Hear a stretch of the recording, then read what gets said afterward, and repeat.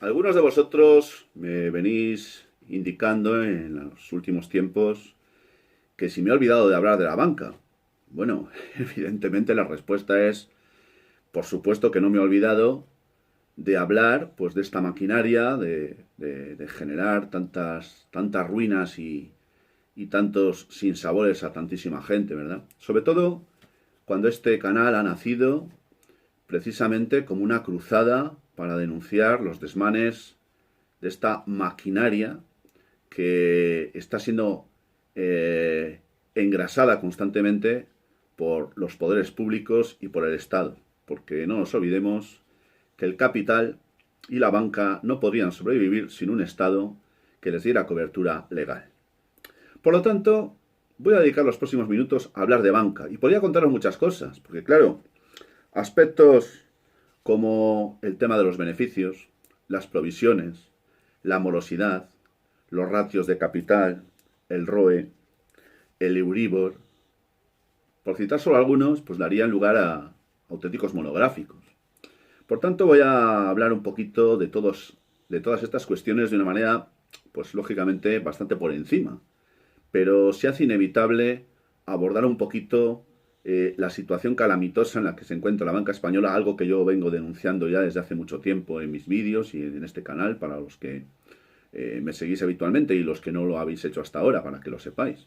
Por tanto, los próximos minutos concretamente van a ir dedicados a hablar de la situación de la banca. Bienvenidos amigos, un día más a La Ventana Esmeralda, soy Antonio Muñoz y os agradezco muchísimo que estéis aquí.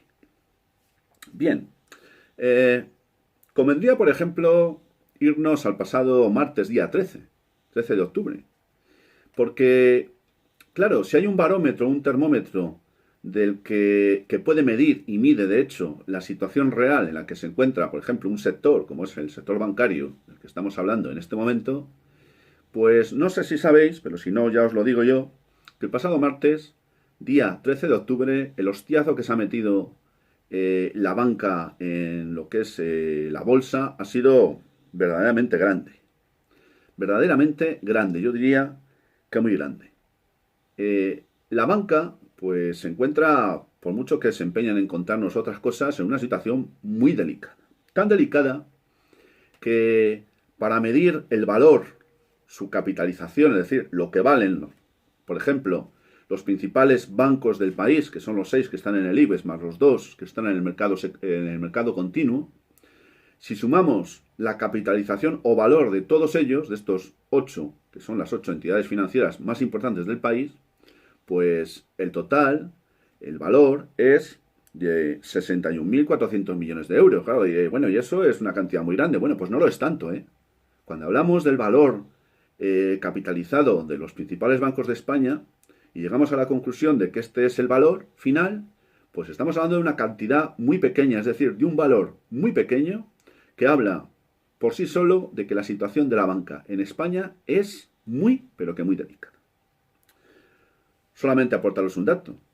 La, la bolsa, que incluye obviamente el sector bancario, como uno de sus principales bastiones, ha perdido en lo que va de año el 1,9% de su valor y el pasado martes, día 13, pues perdió también los 6.900 puntos. Esto os sonará sobre todo a los que seguís el tema de la bolsa o sois accionistas de alguna empresa. Bien, pero claro, no solo se trata de que veáis, evidentemente, un poquito cómo está el valor capitalizado de los bancos. Se trata también de hablar, por ejemplo, de aspectos tan importantes como son los beneficios. Vamos a ver, un inversor, un accionista de un banco, pone su pasta y asume su riesgo porque quiere obtener una rentabilidad, que se llama beneficio y que se traduce en lo que conocemos como el pago de dividendos. Pues bien, el tema de los beneficios está muy, pero que muy, en una situación más que delicada.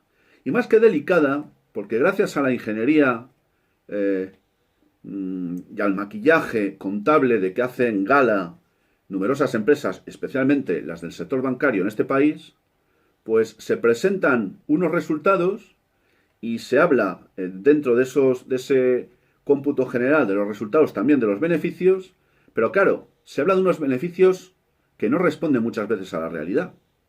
porque no se tiene en cuenta si han sido, o mejor dicho, se dan a conocer dejando la muletilla al lado de antes de impuestos, o también, por ejemplo, se dice o se habla de los beneficios, pero no se dice si se ha procedido a la al obligatorio provisionamiento que es necesario legalmente y es legalmente exigido para poder hacer frente a la situación grave, muy grave que estamos padeciendo a nivel bancario y sobre todo la que se va a preparar para el año 2021, porque donde va a tener lugar el estacazo principal va a ser entonces. Bien, entonces los beneficios están muy maquillados. Los datos que nos dan, y nos dicen que la bolsa, que los bancos, tal o cual, que se ha ganado, que se ha dejado de ganar, estos siempre ganan. Claro, después habría que mirar a ver si esos resultados que nos están dando obedecen a criterios técnicos reales, verificables y creíbles, o son producto de la mera ingeniería y del maquillaje contable. Pero si esto puedo deciros en relación al tema de los beneficios, también quiero deciros algo sobre el tema de los dividendos.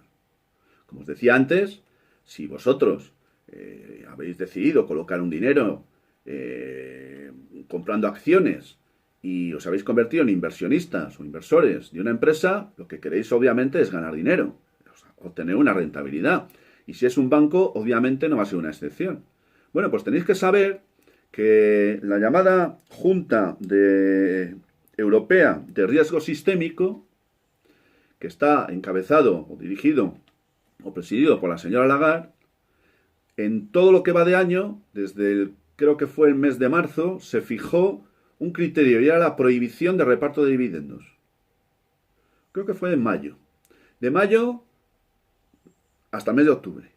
Es decir, solo durante 3 meses, o desde junio, no me acuerdo muy bien, mayo o junio. Pero cuidado, ha llegado el mes de octubre y ya se ha dicho claramente que la prohibición se extiende, que queda prohibido taxativamente el reparto de dividendos hasta el 1 de enero del año 2021. Es decir, que todos aquellos que hayáis invertido en acciones y que hayáis puesto vuestro dinero con el riesgo que ello conlleva para intentar obtener una rentabilidad por invertir o apostar por una entidad financiera, pues os la vais a tener que envainar. Es decir, que no vais a poder percibir ni un solo céntimo en concepto de dividendo por la sencilla razón de que este año está prohibido, al menos hasta el 1 de enero del año 2021, la repartición de ni un solo céntimo en concepto de dividendo. Pero es que la banca tiene otro lastre, se llama morosidad. ¿Qué significa la morosidad? Bueno, la morosidad significa los impagos, el porcentaje de impagos que una empresa, en este caso un banco, tiene.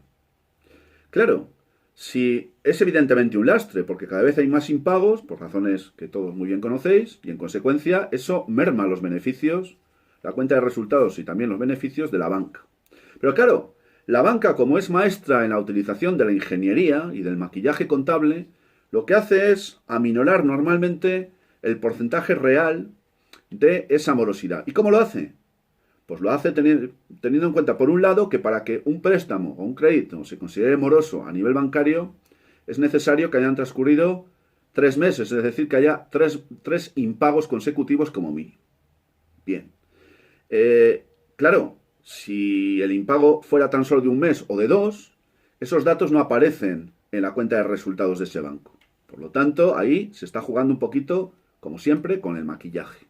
Pero es que mucho más serio lo que se hace para, pues ponerle una cara distinta a toda esta historia, cuando ven que un préstamo o un crédito o una operación de activos se va a ir al garete, llaman al interesado y le ofrecen lo que se conoce como una refinanciación. Y las refinanciaciones no aparecen en el cómputo de la morosidad porque en rigor técnicamente no lo son, pero es una medida extrema que se utiliza para evitar que la morosidad se incremente y que aumente también, lógicamente, el número de impagos. Y las reestructuraciones o refinanciaciones muchas veces se mantienen solo un poquito de tiempo, pero normalmente un porcentaje alto de las mismas terminan finalmente en el cajón de la morosidad. Pero hay otra cosa. Hay otra cosa, yo cuando estuve en banca, como sabéis muchos de vosotros, pues tenía obligado ver una serie de mecanismos y de registros. Uno de ellos era el ROE. El ROE es aquel registro o medidor que mide, valga la redundancia, la rentabilidad que, en este caso, un banco tiene sobre sus propios recursos. Es decir, los fondos propios que tiene esa banca, vamos a ver qué rentabilidad generan. Estamos hablando de solvencia, estamos hablando de credibilidad, estamos hablando de estabilidad. Bueno, pues en el último semestre de este año, datos que se han dado a conocer hace muy pocos días, resultó ser que el ROE, es desde esa rentabilidad conjunta de los bancos sobre los fondos propios o recursos propios que tienen en su cuenta, en su base de capital, pues es del menos 0,7%. Perdón, del menos 7,5%. Ese es un dato muy malo. Peor todavía si tenemos en cuenta que en el mismo periodo de tiempo del pasado año 2019, el ROE era de un 7,5% positivo. Es decir, que se han perdido 15 puntos en el periodo temporal de un año. Y en medio de toda esta historia, pues tenemos otro fenómeno del que también me he hecho eco en alguno de mis vídeos, cuál es el de las fusiones. Todos sabemos que recientemente ha tenido lugar una importante fusión entre dos de las principales entidades financieras de España y sabemos también que es inminente que tenga lugar otra entre otras diferentes entidades no menos importantes. Pero es que esto no va a terminar aquí. En el año 2021 va a haber más. Y además, que nadie se sorprenda si alguna de esas fusiones tuviera un carácter transfronterizo. Por lo tanto, esto de las fusiones a mí me da la sensación también que es un mecanismo para tratar un poco de paliar la mala situación de las cuentas de resultados o balances en las que se encuentran algunas entidades financieras, incluidas algunas de las más importantes de España. Sobre el tema de las provisiones, es decir, aquel dinero que se coloca en una situación de reserva para afrontar situaciones negativas o muy negativas a un periodo de tiempo corto o a medio plazo, pues hasta el momento ha habido una dotación general de unos 11.900 millones de euros. Pero es que, según algunas fuentes, sería necesaria una provisionalidad o una provisión de fondos que estuviera cercana a los 100.000 millones de euros por parte de la banca. Y claro, de 100.000 millones a 11.900 hay una gran diferencia y obviamente aquí hay algo que no cuadra. Voy ya terminando, pero claro, no quiero hacerlo sin hacer una breve referencia al Euribor. Muchos de vosotros seguramente tengáis hipotecas y bueno, pues estáis viendo, bueno, pero ¿qué pasa con mi hipoteca? Bueno, pues resulta que el Euribor sigue en negativo en el mes, concretamente este mes de octubre. El último dato que tenemos es de que el Euribor estaba al menos 0,5%, es decir, estaba en tasa negativa. ¿Qué quiere eso decir? Pues quiere eso decir que si las cosas fueran como tienen que ser, pero no son, porque en este país la banca se dedica a hacer lo que le viene en gana, porque está avalada y está protegida por el Banco de España, que mira siempre hacia otro lado, por lo que se ha hecho, simple y llanamente, es pasar por encima de todo esto. Porque eso de que el banco tuviera que tener que pagarle dinero al propio prestatario, que es lo que tendría que hacer con las tasas negativas que tenemos en este momento, pues se lo han pasado por el forro. ¿Y sabéis cómo se han pasado por el forro? Pues como siempre, blindándose legalmente, porque en julio del pasado año 2019 tuvo lugar la llamada reforma de la ley hipotecaria. ¿Y sabéis qué hicieron, entre otras cosas? Pues inventaron una cláusula. Ya conocíamos la cláusula suelo, conocíamos la cláusula de IRPH, conocíamos muchas cláusulas, pero lo que no conocíamos era la cláusula cero. Y la cláusula cero significa simple y llanamente que por muy bajos que estén los intereses, por muy negativa que sea la tasa en la que se encuentre el tipo de interés, a la hora de hacer un pago, como puede ser el de una hipoteca, nunca el banco tendría que pagarle dinero al prestatario, sino que, como mucho, nos quedaríamos en el cero. Se partiría del cero y de esa manera se blindaría y se garantizaría que el banco nunca tendría que pagar intereses al prestatario, por muy bajo que hubiera caído el Euribor. Esto es un auténtico atraco, esto es una auténtica manipulación, esto es una vergüenza, porque evidentemente aquí el principal responsable de todo esto no son los bancos que lo están haciendo, sino el Banco de España, que da su consentimiento, y si el Banco de España da su consentimiento es porque el Estado está garantizando que este tipo de atracos se hagan, y además se hagan sin ningún tipo de escrúpulos y con total impunidad. ¿Por qué se sigue manteniendo toda esta historia? ¿Por qué los bancos, aún estando tan mal, se encuentran en la situación que se encuentran y encima nos dicen que tienen unas cuentas de resultados estupendas, que tienen no sé cuántos beneficios. Muy sencillo, porque existe alguien que se llama el Banco Central Europeo, que es el respirador asistido oficial, que lo único que hace es inyectar dinero a la maquinita y mantener una situación teóricamente estable cuando la realidad real, valga la redundancia, cuando en la práctica y los números, si no estuvieran condicionados o maquillados contablemente, dirían otra cosa bien distinta. Pero claro, metemos dinero, le damos a la maquinita y viva el Banco Central Europeo para hacernos creer a todos que la situación es buena o muy buena, cuando en realidad es muy diferente. Yo he dicho, y con esto concluyo, que el lugar menos seguro que hay hoy en día para tener unos ahorros es la banca. Y además, aquí sí que me atrevo a decir algo. Ni se os ocurra invertir en acciones. Ni se os ocurra poner dinero, con riesgo. Por muchos camelos y cuentos que os cuenten, valga la redundancia, en el banco. No invirtáis en renta variable, no invirtáis en acciones. Porque, estoy hablando de las acciones de la banca, porque la situación es la que es, os he contado al principio la capitalización, y esto va a empeorar todavía más, porque no hemos visto nada, porque en el año 2021 el estallido que va a sufrir la banca española va a ser grande. Va a haber más fusiones, pero yo creo que además, aparte de las que ha habido y de las que va a haber, alguna entidad se va a quedar por el medio, y entonces veremos a ver qué es lo que hace el Fondo de Garantía de Depósitos con esa cantidad irrisoria que dice tener en su reserva y que, pues algunos entre los que yo me encuentro, me permito, pues, más que dudar. Muchas gracias, amigos, por la atención que me habéis prestado un día más, de verdad. Yo no tengo palabras para agradeceros vuestro apoyo, y quiero recordaros que si queréis dar un like al vídeo lo podéis hacer, también que si queréis suscribiros al canal estáis invitados a hacerlo. Estamos a punto de alcanzar los 60.000 suscriptores y yo con todos estos datos no puedo, de verdad, deciros otra cosa que gracias, mil gracias, y enviaros como siempre, para terminar, mi saludo fraternal de salud y libertad.